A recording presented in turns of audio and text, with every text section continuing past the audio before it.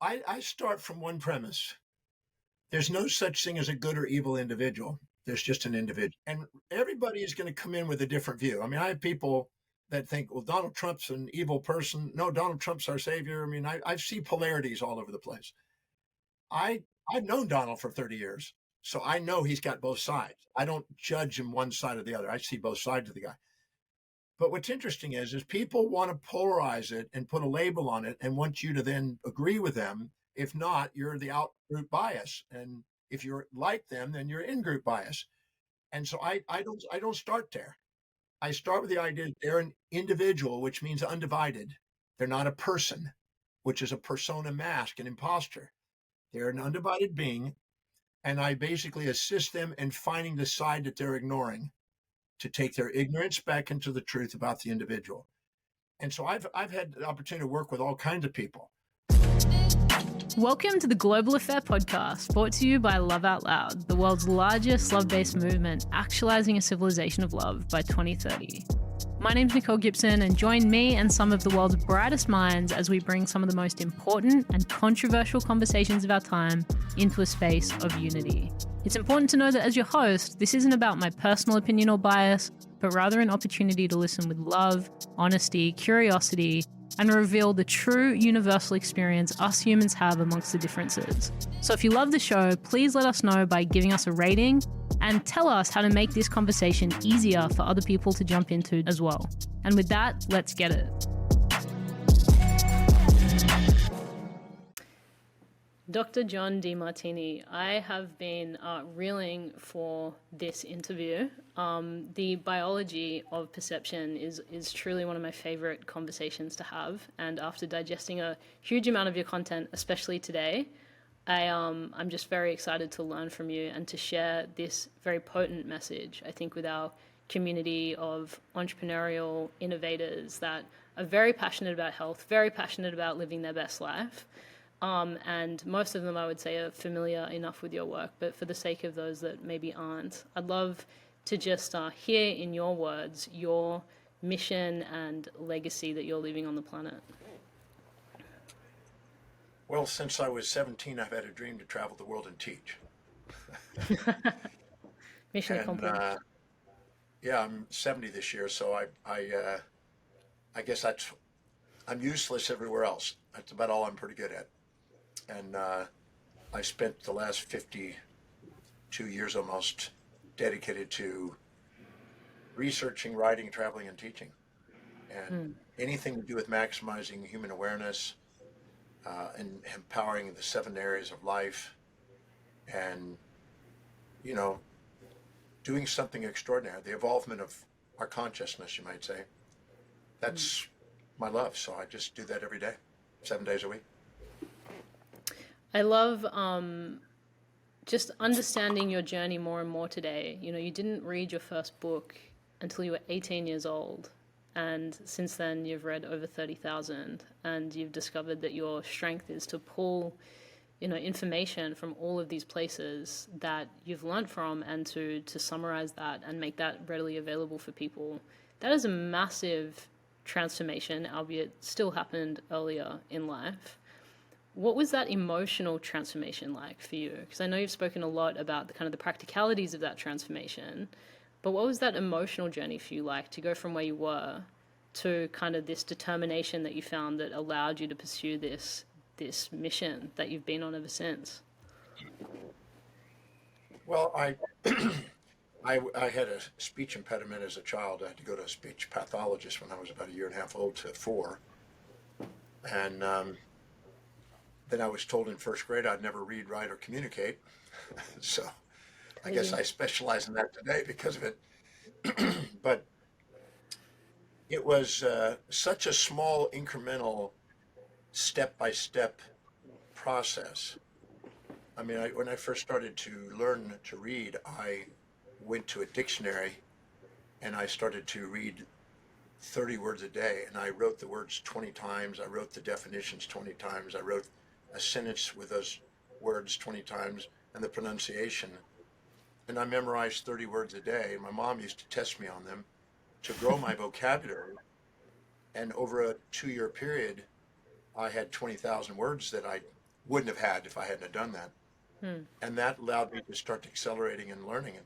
And so it's just a slow day by day incremental change. So it wasn't this drastic Hmm. emotional thing, but it happened after failing a class.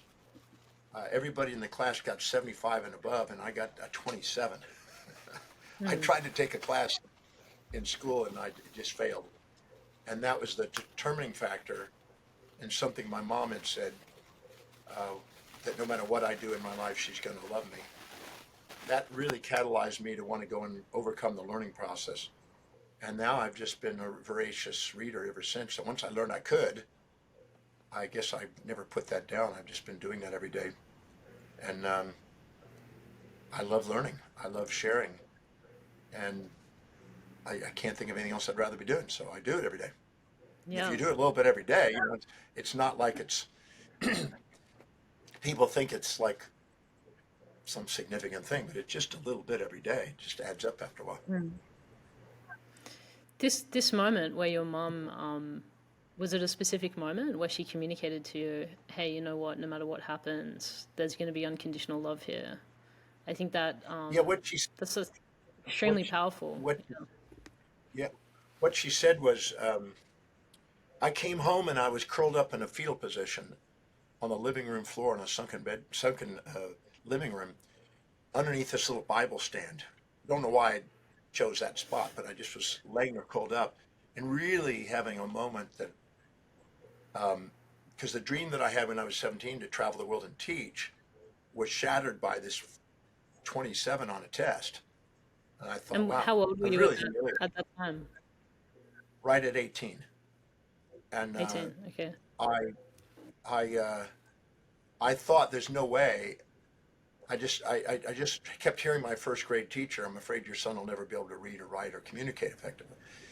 Mm. And my mom came home from shopping and she saw me sitting on the floor and she saw me crying. And I said, and she said, son, what happened? What's wrong? I said, Mom, I blew the test. I guess I'll never read, write, or communicate. Never amount of thing, never go very far in life.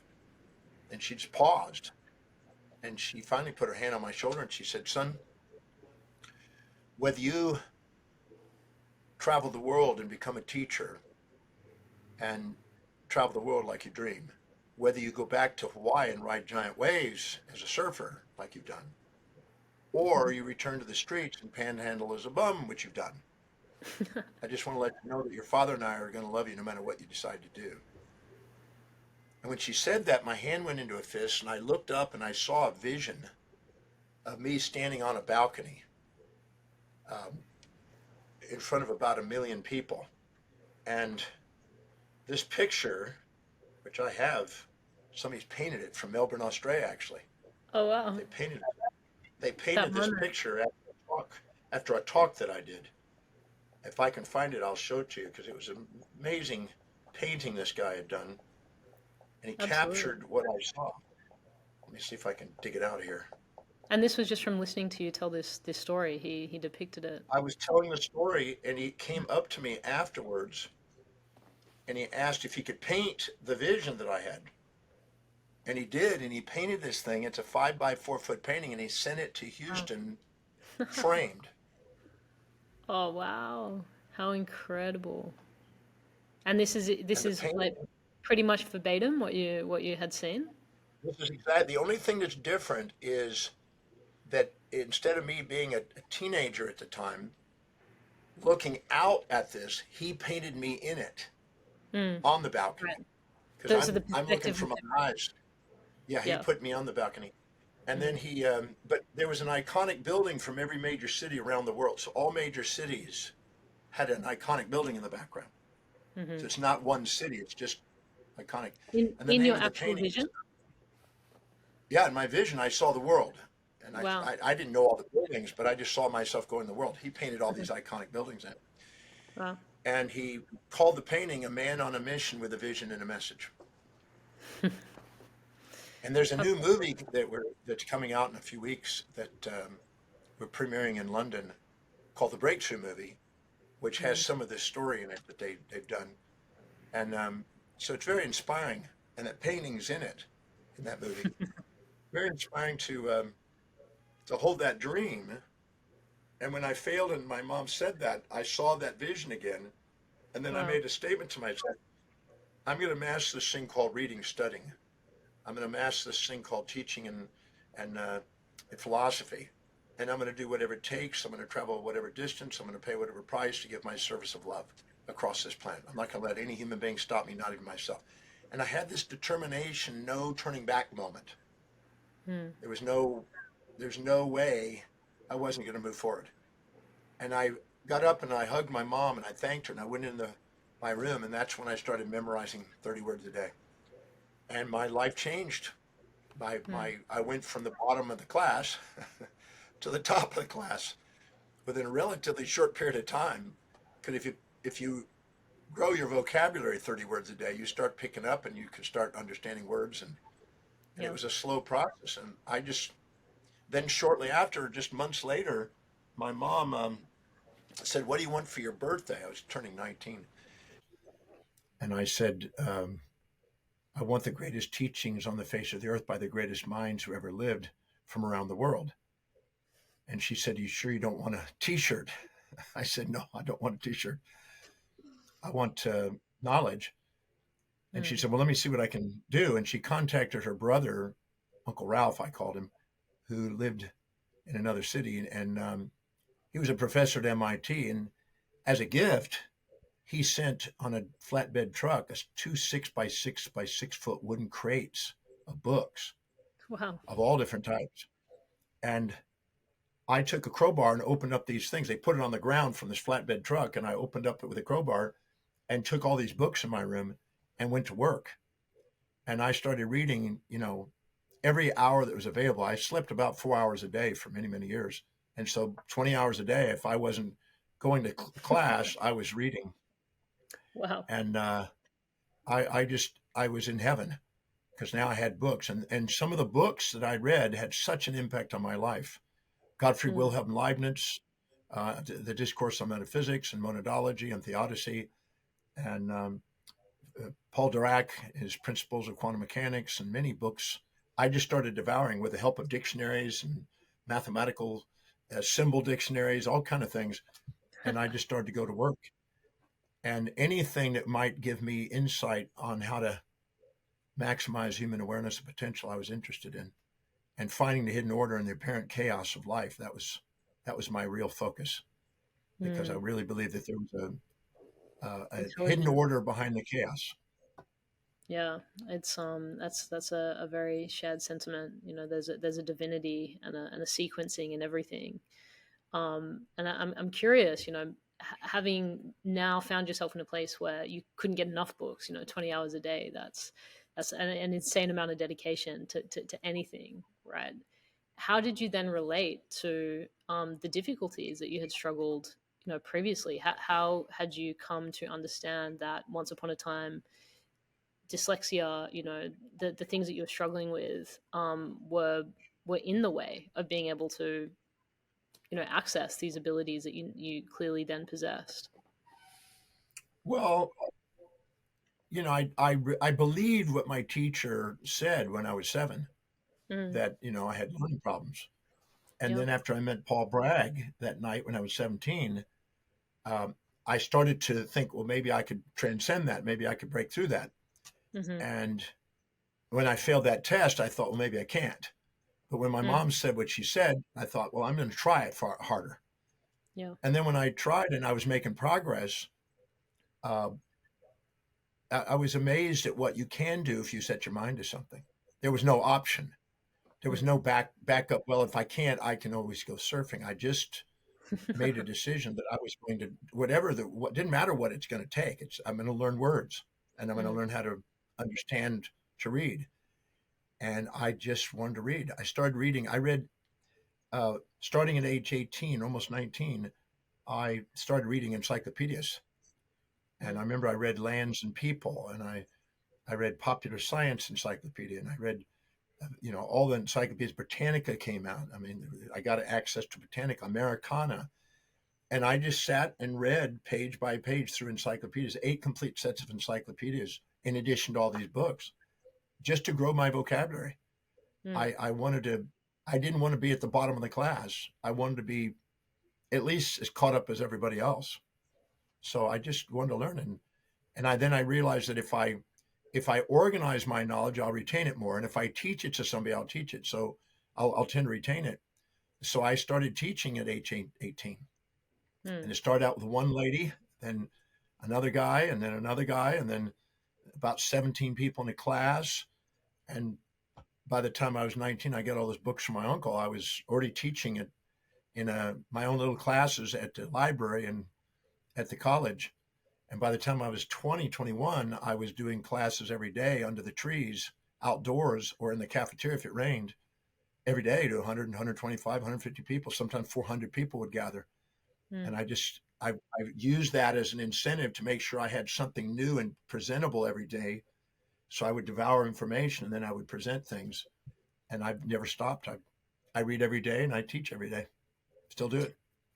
I love that. And at that point, were you seeing it as kind of like a budding career in personal development and teaching? Is that how you were understanding it at that time in your life?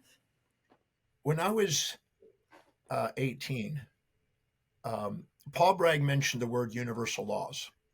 Mm. And I thought they were cool. They sounded cool. Universal laws. I want to know what those are. Map to And reality.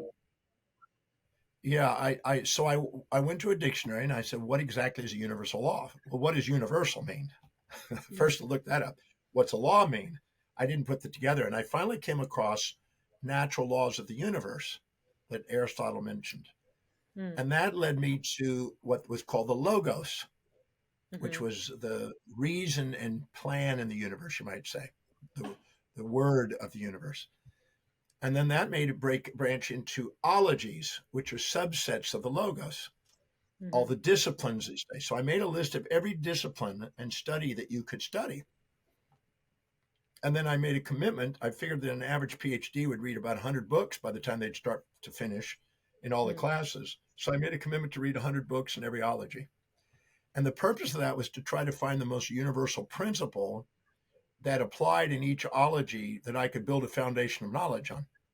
Mm. So that's where it started. And then at age 18, I also had a dream. I watched a movie or a show called Kung Fu with David Carradine. Yeah. And he said kept referring back to this Chinese master he had, the Shaolin master. And I thought, wow, I like that word master. And I made a commitment to myself. I want to master my life. I want to study these universal laws. I want to build a body of knowledge, and I want to share information that can help people master life and live, magnificent lives. Mm. And I divided life into 7 areas at the time: spiritual, mental, career, financial, family, social, and physical. And then I said, I'm going to study everything I can in each of those areas. And I'm going to take whatever I study and link it into how do I master those 7 areas. And I want to do it for myself. I want to master my own life. Einstein said the greatest teacher is exemplification. So I wanted to live that. Mm. And then I realized that if I help other people do that, I get to do it. And so Hmm. I realized it was a fair exchange dynamic between myself and others, that if I teach it to others, I tend to learn it, but I also get to share it with them, and it's a fair exchange. Mm. So I just, once I learned that, I just started teaching every day. I mean, I've been teaching every day for a long time. Yeah. I mean, we're living in a world right now, right, where I think the man-made law has become the last few years tighter and tighter and tighter. In all that you now know about universal law, divine law, what's your perspective on where we find ourselves as humanity at the moment? Well, uh, the universal law, the laws, natural laws of the universe, or in theology, divine law, if you want to call it that, Mm. um, are unviolatable. If they're Yeah. true divine laws or true universal laws, they're unviolatable. You don't violate those. The human Mm. laws, you can't live. They're violatable. Hmm. They're violable. So what happens is our amygdala wants to survive and avoid predator and seek prey and avoid death and seek life, and sets up moral hypocrisies that are one-sided that nobody can live. Nice, never Righteousness. mean, kind, never cruel. And so Yeah. we end up getting caught in human misunderstanding of the natural laws. And then what Mm, we do is we end up going around, well, I'm not perfect yet, or we're not perfect yet. And we think perfection is one sidedness when the actual perfection is the synthesis of all of the unity of opposites, as Heraclitus said. mm, And universal law of the unity of opposites, nobody violates. But the mm, human law that trying to get rid of half of yourself and only be one sided, nobody can live. yeah. So human laws are were designed, at least idealistically, to be governed by divine law. But what they did is humans with their frail understanding created gods, anthropomorphic deities, to justify their laws and made Mm, them divine so people would follow them, only to yeah. find out that there's moral hypocrisies instead Mm, of actually really building laws according to universal laws. And that's been my objective, to create mm, physiology, sociology, psychology, and theology according to universal laws, not just human laws, and take the anthropomorphisms out and put mm. in the universal nature, the non-local, non-traditional, non-tribal thinking process into a universal state. So that's been my objective, like Herbert Spencer and Mills and many others along the way. Brilliant. You know, I think we've been constantly sold this idea that we can only be half of the whole. That when you grow up watching movies, you're either a bad guy and a bad guy can't do good, or you're a good guy and a good guy can't do bad, and we end up divorcing half of ourselves. You know, the primal aspect of self with the wisdom that these two things are designed to come together, even though they're polarities of their own kind. And it's there that we can really tap into, well, at least from my experience, your true potential as a human being to have love and power. And I think a lot about global leadership, especially right now in the world, and where the role models are that can show actually, love can come hand in hand with power. And I think because we have so rarely seen it, we kind of have this tendency to judge power as a bad thing. This part of ourselves that's instinctual, that draws from, I guess, a more sort of primitive aspect of ourselves, that we need that in order to pursue something meaningful in our life. We need to be able to stand up and take a hit, and have something that's driving us, but that can also coexist with love. And I hear from the story with your mom that, unconditional love, the touch of unconditional love in your life, was a big part of your story and what defined you.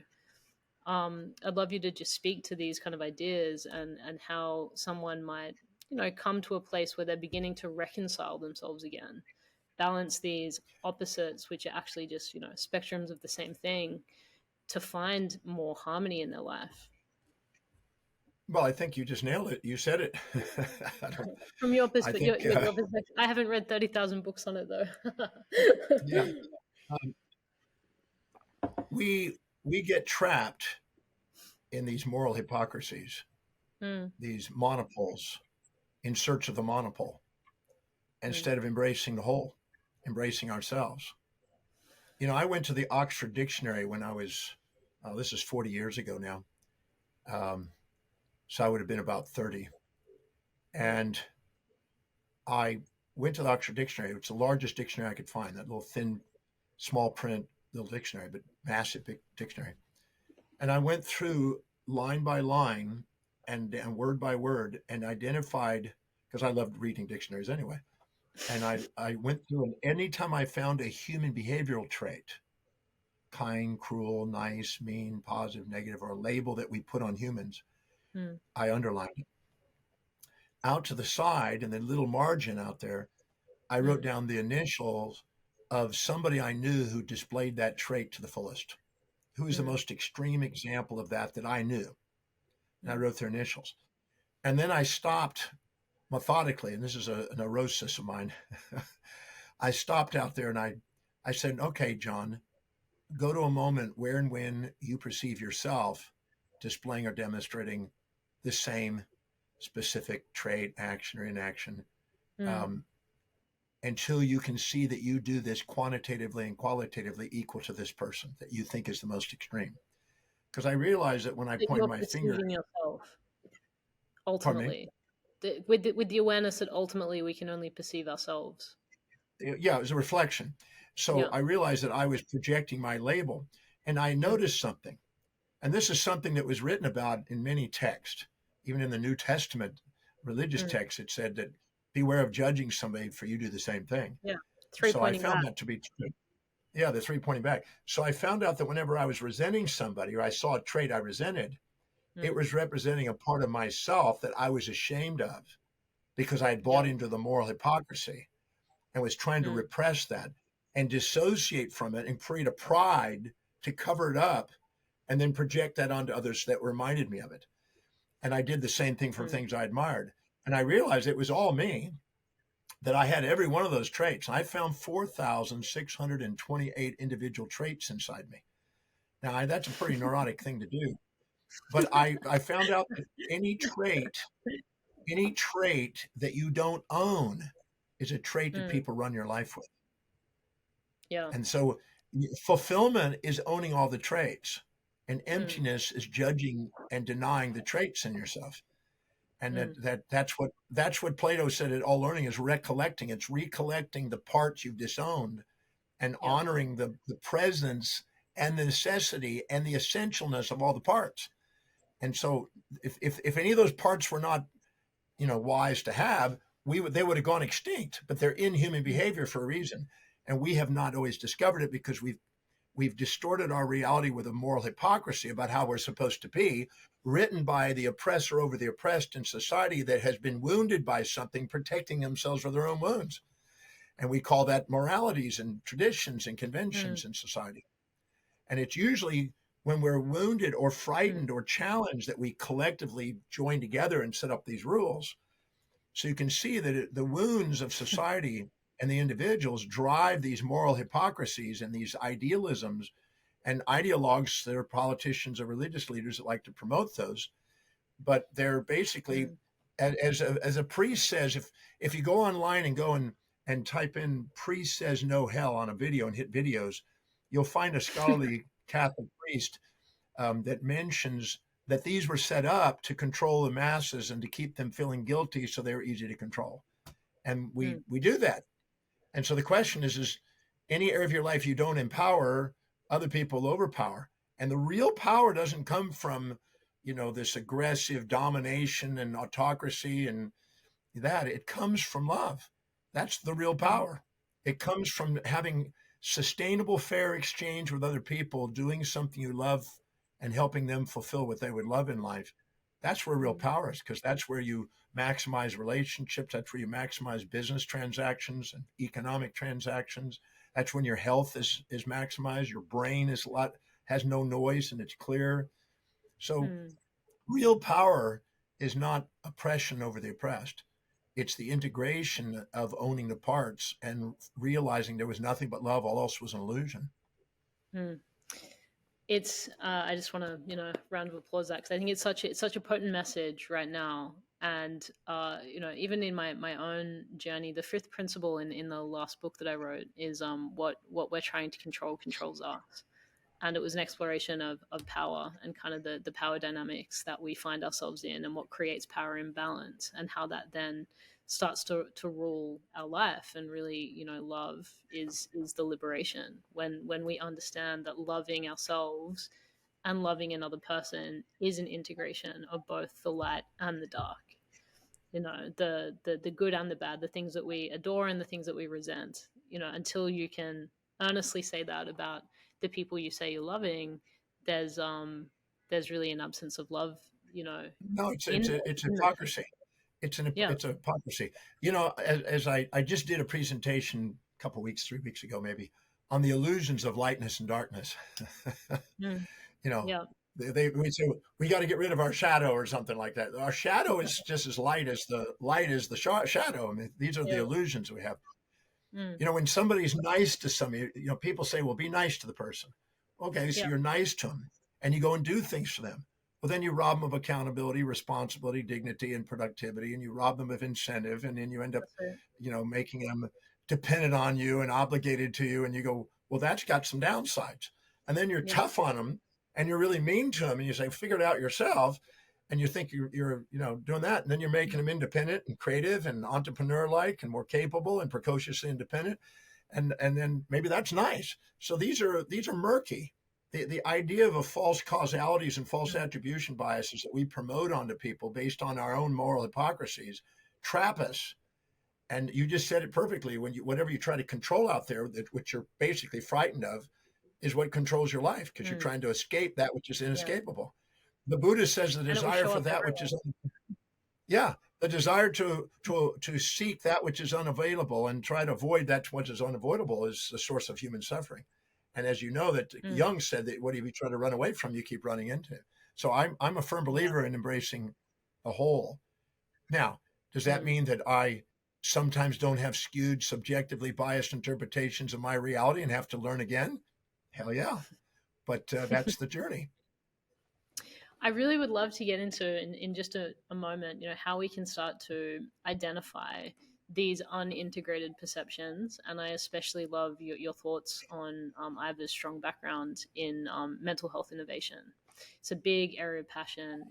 I've advocated for since the beginning of my journey as an entrepreneur that we over medicate, that 95+% of these diagnoses can be resolved through the integration of new perceptions, the balancing out of these emotional charges, which is so possible. So many of us do have the power actually to find that, outcome for ourselves, but the system so rarely holds a space where that becomes possible. And one of the projects that our team and I are working on at the moment is the development of a technology that's measuring emotional state in real time. And one of the things that we've done is abstract emotion. I can kind of, it might even be helpful to see visually. So, we have a combination here of the arousal, so the level of stress, and the motivation or the sentiment, the valence. But we don't say, what specific emotion you might be experiencing, because A, that's subjective, and B, we're quite interested actually in if the abstraction of this takes away the judgment of